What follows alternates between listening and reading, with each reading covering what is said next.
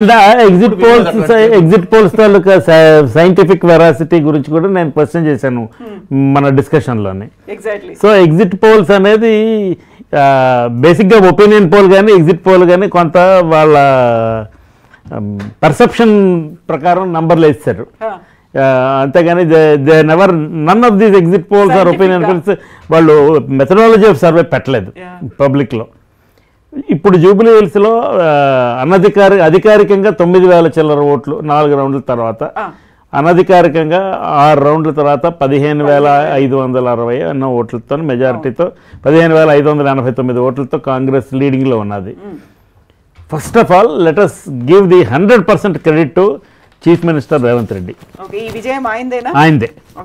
ఎందుకంటే candidate selection దగ్గర నుంచి అన్ని at every stage he has taken utmost care to lead the Congress party in this election. కాకపోతే ఇప్పుడు బీజేపీ అభ్యర్థి అంటున్న మాట ఏంటంటే డబ్బుల ప్రభావం చాలా ఎక్కువ ఉంది, మాకు డిపాజిట్ వస్తుందనే భావిస్తున్నాము, బీజేపీ ఓట్లకు డబ్బులు పంచదు, చివరి 3 రౌండ్లు మాకు అనుకూలంగా ఉంటాయి, ఎన్నికల్లో ప్రతిపక్ష పార్టీల నాయకులను కొనుక్కున్నారు, చీరలు పంపిణీ చేశారు, డబ్బు కూడా ఇచ్చారు, వీటన్నిటి వల్లే ఆ ఫలితాలు అనే మాట చెప్తున్నారు. అంగీకరిద్దాం. అదే మరి extrapolate the same thing to Bihar. అక్కడ ఏమిటి పనిచేస్తుంది. సో ఇప్పుడు ఓడిపోయిన వాళ్ళు ఆడే మాటలండి ఇవన్నీ. ఎలక్షన్ గెలిచిన వాళ్ళు మాట్లాడాల్సిన మాటలు, గెలుద్దాం అనుకున్న వాళ్ళు ఆడే మాటలు కావు ఇవి. ఎందుకంటే ఇప్పుడు రౌడీజం ప్రబలిపోయింది, ఓటర్లని ప్రలోభ పెట్టారు అని ఎలక్షన్ రోజు నాడు బీఆర్ఎస్ అభ్యర్థి కూడా మాట్లాడారు. నేను మీకు ఆ రోజు చెప్పాను ఆవిడ ఎలక్షన్ వదిలేశారు మధ్యలో అని. ఇప్పుడు exit polls, so called self proclaimed exit polls without any methodology also, వాళ్ళు ఇచ్చింది కూడాను 3 నుంచి 5%. ఓకే, 3 నుంచి 5% డిఫరెన్స్ మాత్రమే వచ్చి ఉంటే ప్రభుత్వంలో ఉన్న పార్టీగా వాళ్ళు కొంత అడ్వాంటేజ్ పొందారు, ముస్లిం ఓటు చెల్లలేదు, ఇలాంటి ఫ్యాక్టర్లన్నీ లెక్క తీసుకునేవాళ్ళం.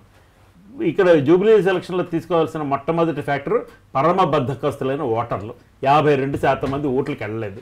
సో వాళ్ళకి ప్రభుత్వం ఏం చేస్తుంది, ప్రభుత్వమే కాదు ప్రతిపక్షం కానీ ప్రభుత్వం కానీ బీజేపీ కానీ ఎంఐఎం కానీ మీరు ఏం చేస్తున్నారని అడిగే అధికారం వాళ్ళకి లేదు. ఎవరు గెలుస్తున్నారు అనేది మాత్రం చూస్తారు కదా చూడడానికి. These are all social media people. ఇది ఒక పక్కన పెట్టండి. రెండో ముఖ్య అంశం ఏంటంటే BRS has heavily banked on social media. ఇందాక నాగరాజు గారు కూడా చెప్పారు. Social media is not, see, I am telling you, Twitter is not polling station. Twitter is just a social media platform where your followers and your supporters will air their views and keep quiet. వాళ్ళు ఓటింగ్కి వెళ్ళరు. ఇది urban constituency. ఈ అర్బన్లో పేద వర్గాలు ఉండొచ్చు కానీ వాళ్ళని రూరల్ అనలేం మనం. అంచేత this an urban constituency, it's a mixed constituency. ఇప్పుడు ఒక చిన్న మినీ తెలంగాణ మొత్తం రాజకీయ చిత్రానికి జూబ్లీ హిల్స్ ఒక ప్రతిబింబం. ఎందుకంటే అన్ని ప్రాంతాల నుంచి ఇక్కడ ఉన్నారు, ఆంధ్ర సెటిలర్స్ ఉన్నారు, అన్ని రకాల ఓటర్లు ఉన్నారు, మైనారిటీలు 1,38,000 మంది మైనారిటీ ఓటర్లు ఉన్నారు. వీళ్ళల్లో సగం మందే ఓట్లకి వెళ్ళినా కూడా ఆ సగం మంది they have given representational verdict in favour of the Congress. దీన్ని కాంగ్రెస్ పార్టీ తప్పకుండా మా ప్రజాపాలనని విండికేట్ చేస్తున్నటువంటి నిర్ణయం ఇది, ప్రజల నిర్ణయం, janadesh is in favour of us అని చెప్పుకోవడానికి అవకాశం ఏర్పడుతుంది. ఇది రెండో కాన్స్టిట్యుయెన్సీ హైదరాబాద్ నగరంలో కాంగ్రెస్ పార్టీ ఖాతాలో పడ్డం. తర్వాత ఇంకో ముఖ్య విషయం ఏంటంటే జూబ్లీ హిల్స్ కాన్స్టిట్యుయెన్సీ ఏర్పడిన తర్వాత మొట్టమొదటిసారి రాజశేఖర రెడ్డి గారి నేతృత్వంలో కాంగ్రెస్ పార్టీ ఎన్నికకి వెళ్ళినప్పుడు కాంగ్రెస్ పార్టీ అభ్యర్థిగా విష్ణువర్ధన్ రెడ్డి గెలిచారు. కానీ తెలంగాణ రాష్ట్రం ఏర్పడిన తర్వాత కాంగ్రెస్ పార్టీ ఒక్కసారి కూడా గెలవలేదు జూబ్లీ హిల్స్ నియోజకవర్గంలో.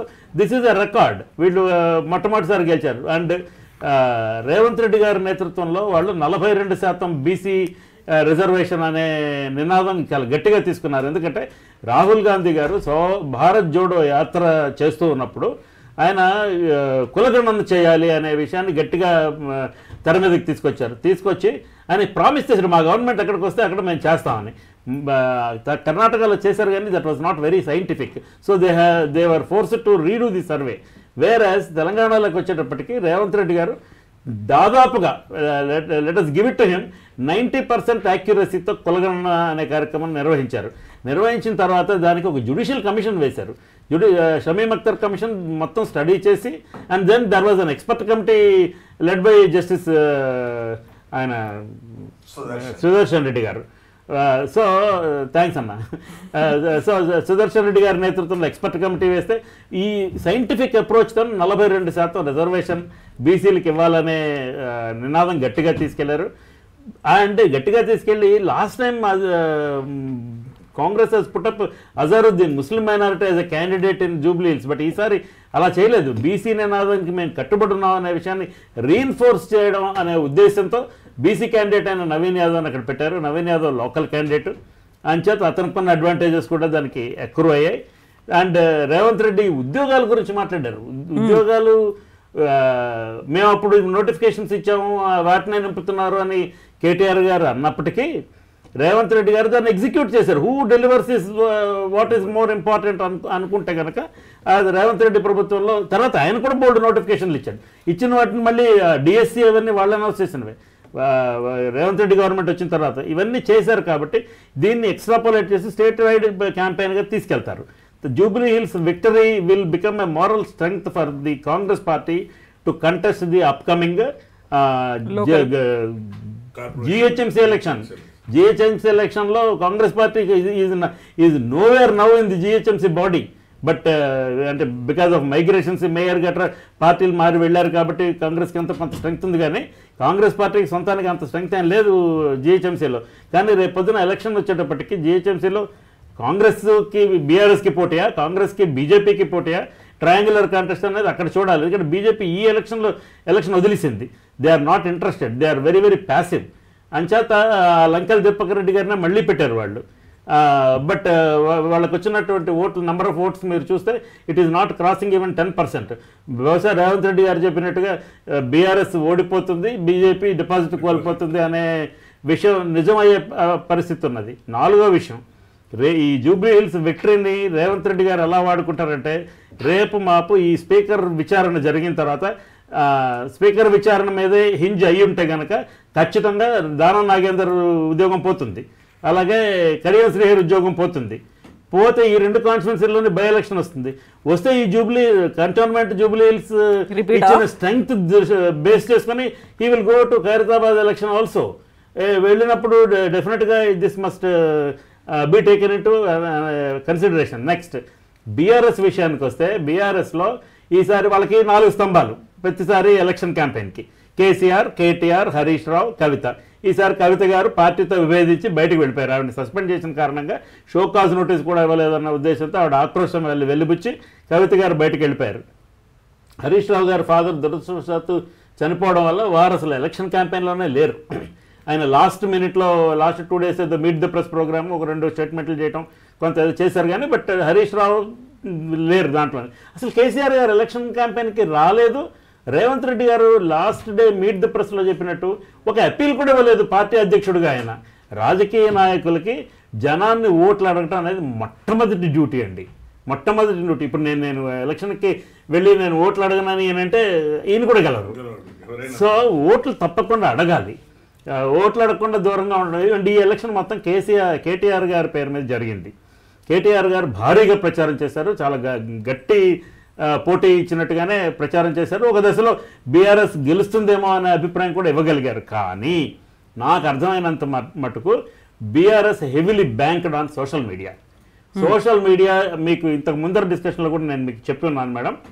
Social media is not polling station, Twitter is not polling station, votes are polled elsewhere. So ట్విట్టర్లో మనకున్న number of hits, number of views which can be boosted. డబ్బు కడితే ట్విట్టర్ హిట్స్ బూస్ట్ చేసిస్తాడు. కావాలంటే ఇప్పుడు నాకు 4,000 మంది followers ఉన్నారు. నేను కొంచెం డబ్బులు ఖర్చు పెట్టుకుంటే ఒక 6 నెలల కాలంలో నాకు 40,000 మంది ఫాలోయర్స్. నేను రాసిన ప్రతి చెత్తకి ఒక 2-3 లక్షల మంది వ్యూస్ తెప్పించుకోగలను. I can do that because by investing money we can do that. So KTR personally has to hit refresh and reboot his political strategy. ఎందుకంటే చాలా బాధ్యతాయుతంగా 10 సంవత్సరాలు మంత్రి ఉద్యోగం చేశారు. అండ్ పెద్ద పార్టీకి పెద్ద నాయకుడు, ఆయన working president. And Hyderabad has seen him as the most promising leader. అంచేత దాన్ని నిలబెట్టుకునే ప్రయత్నం కోసం ఇప్పటి వరకు జరిగిన పొరపాట్లన్నీ కూర్చొని బేరీజు వేసుకొని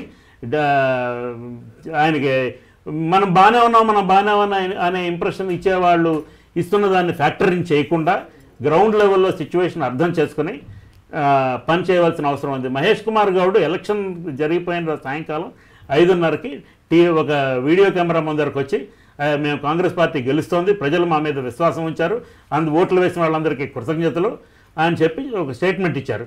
కేటీఆర్ రాత్రి 7 గంటల తర్వాత ఒక ట్వీట్ వేశారు. అది కూడా ఎలక్షన్లో మాకు సహకరించినటువంటి కార్యకర్తలకి, నాయకులకి, ప్రజలకి థ్యాంక్స్ అని చెప్పారు. అంతే తప్ప మేము గెలుస్తున్నామని ప్రకటన వాళ్ళు ఇవ్వలేదు. ఇన్ని ఫ్యాక్టర్స్ వలన జూబ్లీ హిల్స్లో కాంగ్రెస్ పార్టీ వాళ్ళ విజయకేతనం ఎగరవేసింది. నా అంచనా ప్రకారం అన్ని రౌండ్లు కౌంటింగ్ 10 రౌండ్లు కౌంటింగ్ పూర్తి అయ్యేటప్పటికి 25,000 మెజారిటీ వచ్చే అవకాశం ఉన్నది.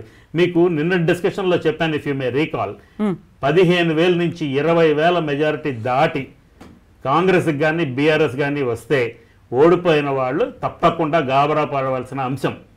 అండ్ ఇవాళ కాంగ్రెస్ పార్టీ మా పాలనని, ప్రజాపాలనని విండికేట్ చేశారని చెప్పుకునే అవకాశం వచ్చింది. బీఆర్ఎస్ తప్పకుండా ప్రజల్లో ఉండడం కోసం ఈ విషయాన్ని సీరియస్గా పట్టించుకొని గాబరా పడాలి.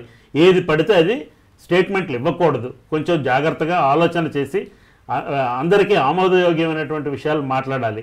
And they should not be any confusion. మనకి ఎవరు మిత్రులు, ఎవరు శత్రువులు రాజకీయంగా అనే విషయాన్ని అన్ని రాజకీయ పార్టీలు చాలా స్పష్టంగా లైన్స్ డ్రా చేసుకోవాల్సిన అవసరం ఉన్నది. You can't just like that get in to marriage of convenience mode. This is my analysis. So Nagaraj గారు, ఇప్పటికైతే మంత్రులందరూ కూర్చున్నారంట, ఆ సెలబ్రేషన్ మోడ్లో ఉంది. కాసేపట్లో సీఎంని కలుస్తారు, గాంధీ భవన్కి వెళ్తారు. గాంధీ భవన్ దగ్గర ఇప్పుడు టపాకాయలు కాలుస్తూ ఉన్నారు, సెలబ్రేషన్స్ అనేవి ఉన్నాయి. So already 7th round complete అయ్యేసరికి, ఇది అన్అఫీషియల్గా వచ్చింది, 20,000కి చేరువలో నవీన్ యాదవ్ ఆధిక్యం అనేది ఉంది. మీరు ఎక్స్పెక్ట్ చేసింది ఎంత?